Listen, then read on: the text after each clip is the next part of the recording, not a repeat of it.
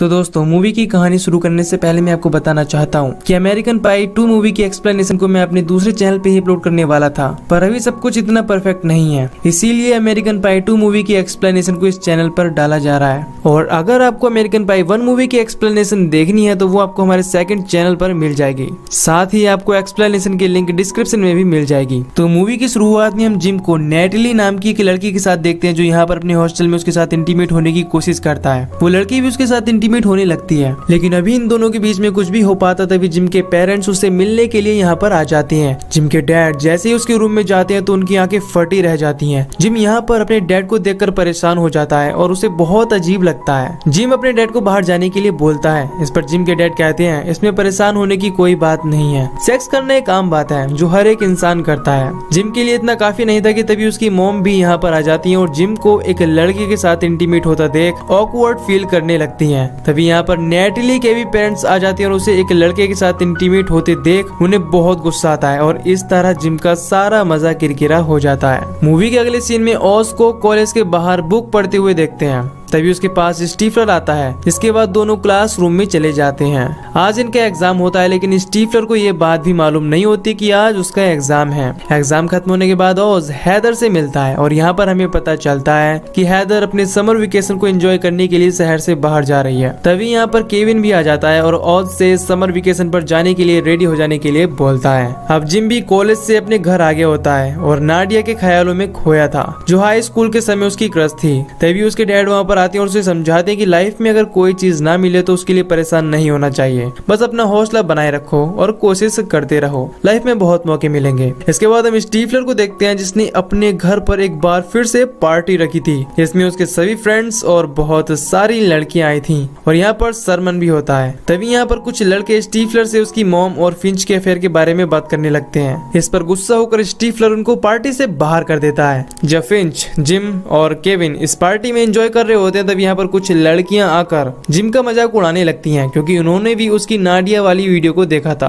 तभी जिम और केविन की नजर बिकी और जेसिका पर पड़ती है। केविन की गर्लफ्रेंड बिकी ने प्रॉम नाइट के बाद उससे ब्रेकअप कर लिया था और काफी समय बाद मिलने से ये दोनों ऑकवर्ड फील कर रहे थे। अपनी गर्लफ्रेंड हैदर को एयरपोर्ट पर छोड़ने के बाद ऑज भी इस पार्टी में आ जाता है। तभी हम देखते हैं कि फिंच घूमते हुए स्टीफलर की मॉम के रूम में चला जाता है और उनकी चीजों को छूने लगता है, लेकिन तभी स्टीफलर फिंच को अपनी मॉम के रूम में देखकर बहुत गुस्सा होता है और उसे वहां से भगा देता है क्योंकि पिछले पार्ट में हमने देखा था कि स्टीफलर को फिंच और उसकी मॉम के अफेयर के बारे में पता चल गया था और उसने उनको इंटीमेट होते हुए भी देख लिया था। इसके बाद हम स्टीफलर को क्रिस्टी नाम की एक लड़की के साथ घर के बाहर गार्डन में देखते हैं। वो उसके साथ एंजॉय करने के लिए यहाँ लाया होता है। क्रिस्टी उसके लिए ड्रिंक बनाने जाती है, लेकिन तभी ऊपर से एक लड़का स्टीफलर के ऊपर पेशाब करने लगता है, लेकिन उसे मालूम नहीं होता कि स्टीफलर और क्रिस्टी नीचे हैं। तभी गलती से एक फ्लावर पॉट क्रिस्टी के सर पर गिर जाता है और वो बेहोश हो जाती है। स्टीफलर को लगता है कि क्रिस्टी उसके ऊपर ड्रिंक गिरा रही है और वो उसमें नहाने लगता है, लेकिन तभी स्टीफलर को उसका टेस्ट यानी स्वाद अजीब लगता है। जब उसे पता चलता है कि किसी ने उसके ऊपर सुसु किया है तो उसे बहुत ज्यादा गुस्सा आता है। तभी यहाँ पर पुलिस आकर पार्टी को बंद करवा देती है, जिसके बाद सभी लोग अपने अपने घर चले जाते हैं।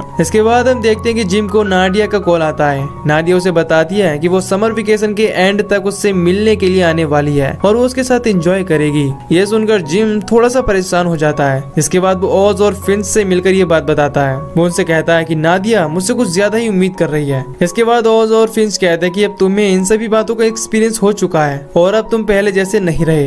ये सुनकर जिम को थोड़ी सी हिम्मत मिलती है। अब केविन समर वेकेशन की प्लानिंग करता है, जिसके बाद सभी लोग अपना अपना बैग पैक करके अपने समर वेकेशन को एंजॉय करने के लिए निकल जाते हैं। केविन स्टीफलर को भी अपने साथ ले जाता है और मस्ती करते हुए ये सभी अपनी वेकेशन वाली जगह पर पहुंच जाते हैं। यहाँ पर रुकने के लिए इन लोगों ने एक घर रेंट पर लिया होता है। अब सभी लोग अंदर जाकर अपना अपना सामान रख देते हैं। यहाँ पर आने के बाद जिम अभी भी नाडिया के बारे में सोचकर परेशान हो रहा था, वो उसे खुश कर पाएगा या नहीं। तभी ओज कहता है कि इस बारे में उसे एक लड़की ही बता सकती है। अब जिम अभी तक केवल मिशेल के साथ ही इंटीमेट हो पाया था और वही उसे बता सकती थी कि वो लड़कियों के साथ कैसा परफॉर्म करता है। जिम को पता होता है कि मिशेल भी अभी इसी शहर में है और वो बैंड कैंप में आई हुई है। वो उसे ढूंढने के लिए निकल जाता है। कुछ देर बाद उसे मिशेल मिल जाती है। वो मिशेल के पास जाकर उससे बातें करने लगता है और कुछ देर बाद उससे डायरेक्टली पूछ लेता है कि जब मैं तुम्हारे तुम्हारे साथ पहली बार इंटीमेट हुआ तो तुम्हें कैसा लगा था? मिशेल पहले तो कहती कि उसे बहुत अच्छा लगा था, लेकिन इसके बाद वो कहती कि वो बहुत घटिया था क्योंकि तुम्हें खुद ही पता नहीं था कि तुम क्या कर रहे थे।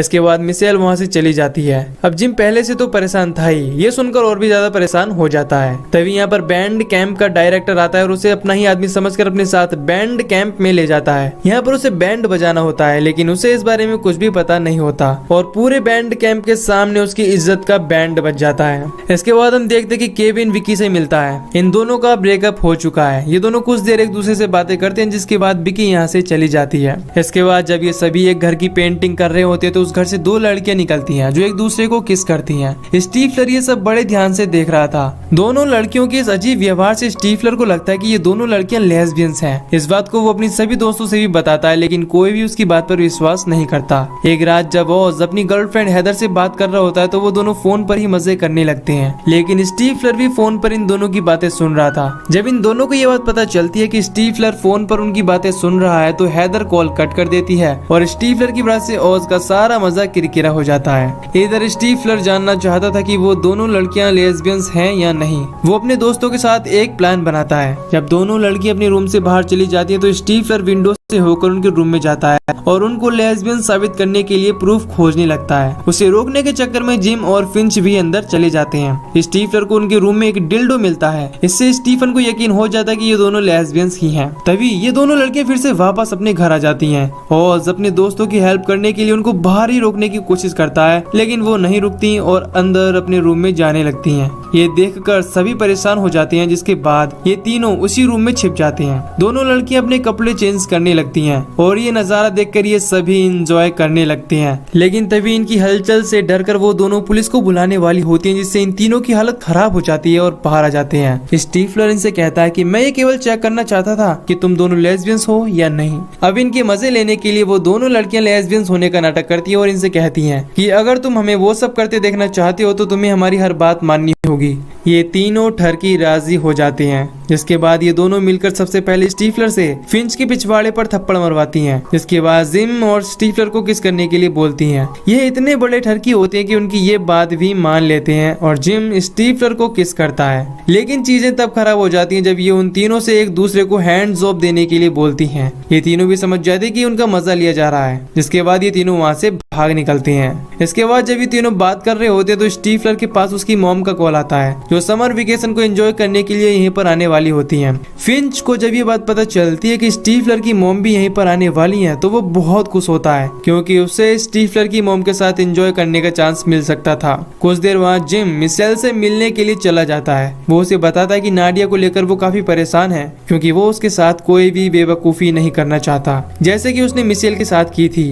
यहाँ पर वो मिशेल से ये भी पूछता है कि आखिर तुम प्रॉम नाइट के बाद मुझे छोड़कर क्यों चली गई थी। इस पर मिशेल उसे बताती है कि वो उसे सब कुछ बताकर सिचुएशन को और भी खराब नहीं करना चाहती थी। मिशेल भी अब समझ चुकी होती है कि जिम अपने सेक्स वाले लो कैरेक्टर को लेकर काफी परेशान है। इसके बाद वो खुद जिम को सेक्स के बारे में सिखाने के लिए राजी हो जाती है। इसके बाद वो उससे कहती है कि तुम्हें हर हालत में सबसे पहले खुद पर कंट्रोल करना सीखना होगा। लेकिन तभी यहाँ पर बैंड कैंप का डायरेक्टर आ जाता है, जिसके बाद ये दोनों यहाँ से भाग जाते हैं और जिम अपने रूम पर चला जाता है। जब जिम अपने रूम पर अकेला होता है तो उसे हैंड जॉब करने का थॉट आता है, जिसके लिए वो अपने प्राइवेट पार्ट पर एक लोशन लगा लेता है। लेकिन इस ठरकी से यहाँ पर एक बहुत बड़ी मिस्टेक हो जाती है। उसने लोशन की बजाय अपने प्राइवेट पार्ट पर सुपर ग्लू लगा लिया होता है, जिससे कि उसका एक हाथ उसके प्राइवेट पार्ट से बहुत बुरी तरीके से चिपक जाता है और जिम का सारा ठरकीपन उतर जाता है। इसके बाद जब वो दूसरे हाथ से ब्लू फिल्म वाली कैसेट को निकालता है तो उसका दूसरा हाथ भी उससे चिपक जाता है। इसके बाद बहुत सारे घरेलू उपाय के बाद भी जब ये सिचुएशन उससे कंट्रोल नहीं हो पाती तो वो एम्बुलेंस को कॉल करके बुलाता है। इसके बाद जब वो अपने रूम से बाहर निकलने के लिए दरवाजा खोलता है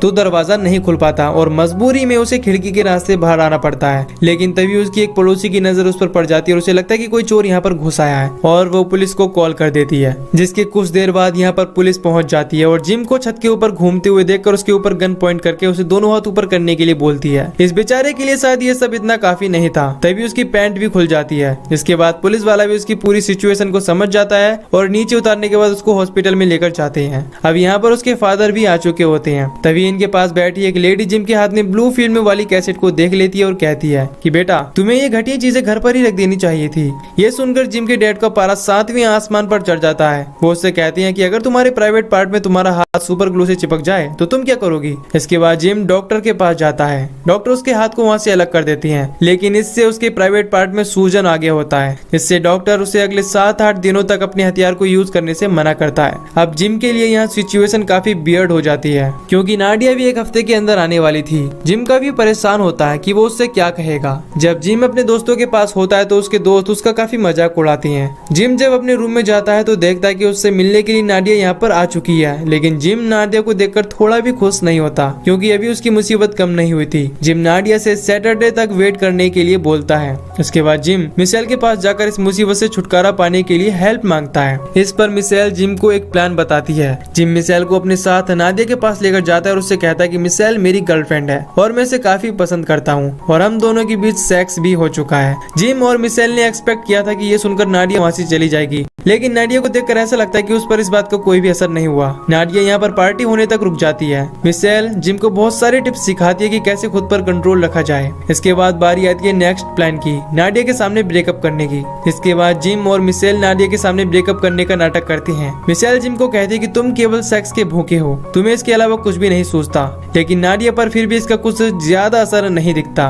लेकिन हम देखते हैं कि मिशेल अब जिम के साथ इमोशनली अटैच होने लगी है। इसके बाद पार्टी अब शुरू हो जाती है, जहाँ पर सभी लोग आए होते हैं। इस पार्टी में केविन विकी को उसके नए बॉयफ्रेंड के साथ देखता है। इससे केविन को बहुत बुरा लगता है और वो गुस्से में वहाँ से चला जाता है। जब केविन के दोस्तों को पता चलता है कि केविन पार्टी छोड़कर चला गया है तो वो सब उसके पास आते हैं। ये सभी केविन से उसकी उदासी का कारण पूछते हैं, जिस पर केविन इनसे बताता कि वो अभी पास्ट में ही जी रहा है। वो इनके साथ पार्टी करना चाहता था और विकी के साथ भी अपनी पूरी जिंदगी बिताना चाहता था। और इन सभी बातों से साफ था कि केविन अपनी लाइफ में मूव ऑन करने के लिए अभी भी स्ट्रगल कर रहा था। इसके बाद ओज केविन को मूव ऑन करने के लिए हिम्मत देता है और ये सभी मिलकर उसे पार्टी में फिर से आने के लिए कन्विंस कर लेते हैं और ये लोग फिर से पार्टी में चले आते हैं। इसके बाद जिम नादिया को ढूंढने चला जाता है। जिम नादिया को बीच के किनारे लाता है। नादिया जिम को लेकर लाइट हाउस में जाती है और उसके करीब आने की कोशिश करती है, लेकिन जिम उससे दूर भागता है और उससे मना कर देता है। वो नादिया से कहता है कि मैं हमेशा ही तुम्हारी जैसी गर्लफ्रेंड को पाना चाहता था, लेकिन अब मुझे ऐसा लगता है कि मैं और तुम कभी भी एक नहीं हो सकते, इसीलिए अब मैं उसके पास जाना चाहता हूँ जिसे मैं सच में पसंद करता हूँ। इसके बाद जिम यहाँ से चला जाता है। जिम अब मिशेल को पसंद करने लगा था। दूसरी तरफ हम देखते हैं कि पार्टी में केविन फिर से विकी के पास आता है, लेकिन इस बार वो काफी अच्छे से बात करता है और वो उनसे सॉरी बोलता है। केविन विकी से बोलता है कि वो हमेशा उसके साथ एक अच्छा दोस्त बनकर रहना चाहता है। विकी को भी केविन की ये बात बहुत अच्छी लगती है। तभी यहाँ पर ओज को सरप्राइज देने के लिए उसकी गर्लफ्रेंड हैदर यहाँ पर अचानक से आ जाती है और ओज यहाँ पर हैदर को देखकर बहुत खुश होता है। इसके बाद हम देखते हैं कि नादिया सरमन की ओर अट्रैक्ट हो जाती है। इसके बाद वो उसे सेड्यूस कर लेती है। सरमन के लिए भी काफी अच्छी मौका होता है, जिसके बाद ये दोनों एक रूम के अंदर चले जाते हैं। तभी इस पार्टी में हम उन दोनों लड़कियों को देखते हैं जिनको स्टीफलर लेस्बियंस समझता था, लेकिन इस पार्टी में वो दोनों लड़कियां जब स्टीफलर को रिवील करती हैं कि वो लेस्बियंस नहीं है तो ये जानकर स्टीफलर की होश उड़ जाती है। वो दोनों खूबसूरत लड़कियों के साथ टाइम स्पेंड करना चाहता था। वो दोनों भी राजी हो जाती हैं, जिसके बाद स्टीफलर इन दोनों के साथ चला जाता है। अगले सीन में मिशेल को देखते हैं जो कि बैंड कैंप में परफॉर्म करने वाली होती है, लेकिन उसके चेहरे पर उदासी छाई होती है। मिशेल जैसे ही स्टेज पर जाती है तो जिम उसे ढूंढता हुआ यहाँ पर आ जाता है और एक बहुत ही फनी एंट्री देता है। जिम को यहाँ पर देखकर मिशेल काफी खुश हो जाती है, जिसके बाद ये दोनों एक दूसरे को बहुत ही रोमांटिक किस करते हैं। सभी लोग इन दोनों के लिए तालियां बजाने लगते हैं। इसके बाद जिम मिशेल को यहाँ से लेकर पार्टी में चला जाता है। ये रात इन सभी के लिए काफी स्पेशल और ब्यूटीफुल होती है। सभी लोग अपनी अपनी डेट के साथ काफी एंजॉय करते हैं। विकी भी केविन के साथ डांस करती है। पार्टी के बाद सभी लोग एक दूसरे के साथ बहुत ही रोमांटिक नाइट स्पेंड करते हैं। सुबह होने पर सभी लोग अपना अपना सामान पैक करके यहाँ से निकलने वाले होते हैं और इन सभी के लिए इस समर वेकेशन बहुत ही मजेदार और शानदार था। तभी यहाँ पर एक कार आकर रुकती है जिसमें स्टीफलर की मॉम होती है। फिंच यहाँ पर उसे देखकर काफी खुश होता है, जिसके बाद फिंच उसकी कार में बैठकर यहाँ से चला जाता है। तभी अपना सामान पैक करके स्टीफलर भी रूम से बाहर आ जाता है। वो पूछता है कि कौन था। इस पर ये उसे झूठ बोलते हैं कि एक आदमी रास्ता भटक गया था। इसके बाद ये सभी लोग हंसने लगते हैं। इसके बाद ये लोग अपनी गाड़ी में बैठकर यहाँ से निकल जाते हैं, लेकिन फिंच को यहाँ ना देखकर स्टीफलर को शक हो जाता है कि उसकी मॉम यहाँ पर आई थी और अब फिंच के साथ गई है। इसके बाद हम स्टीफलर की मॉम की कार को एक सुनसान जगह पर रुका हुआ देखते हैं जहाँ पर फिंच उसके साथ हुकअप कर रहा था और ये मूवी यहीं पर खत्म हो जाती है। तो दोस्तों अगर आपको ये मूवी की एक्सप्लेनेशन पसंद आई हो तो वीडियो को लाइक और चैनल को सब्सक्राइब कर दीजिए। बाकी मैं मिलूंगा आपसे न्यू वीडियो में। Till then take care, love you, bye bye.